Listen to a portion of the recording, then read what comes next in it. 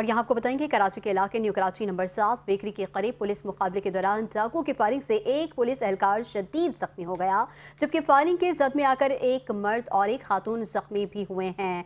कराची के इलाके new Karachi number 7 bakery के करीब पुलिस मुकाबले के दौरान डाकुओं की फायरिंग से एक पुलिस एहलकार शदीद जख्मी हो गया है, जबकि फायरिंग के जद में आकर एक मर्द और एक खातून भी जख्मी हुए। इस बारे में मजीद तफसीलात जानेंगे यासिर हुसैन से। यासिर, अपडेट कीजिएगा।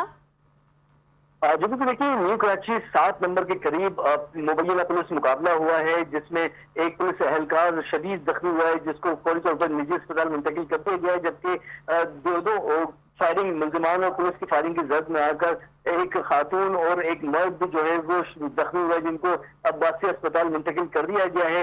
और ये पहला वाकया नहीं है, इस तरह के गुज़िश्ता 15 रोज में तीसरा ये वाकया है जिसमें क्रॉस फायरिंग में शहरी जो है वो कहीं जा बहक हो रहे हैं तो कहीं जो है वो जख्मी हो रहे हैं। अगर मैं आपको बताता चलूं कि अभी तकरीबन एक हफ्ता पहले आरामबाग जो बोल्टन मार्केट है वहां पर एक सब्जी फरोश जो है वो डाकू और पुलिस की क्रॉस फायरिंग में जख्मी हुआ था। उसके बाद वो जान से चला गया था, जाबाग हो गया था। उसके बाद एक कोरंगी में एक कहीं जो है वो वाकया पेश आया, वहां पर भी एक सुजुकी जो ड्राइवर था वो वहां बैठा हुआ था। डाकू और पुलिस की फायरिंग के दरमियान क्रॉस फायरिंग में वो भी अपनी जान से गया और आज एक खातून और एक मर्द जो है वो जख्मी हुए हैं, उनको अब्बासी अस्पताल मुंतकिल कर दिया गया है। जी, तफसीलात के लिए शुक्रिया यासिर।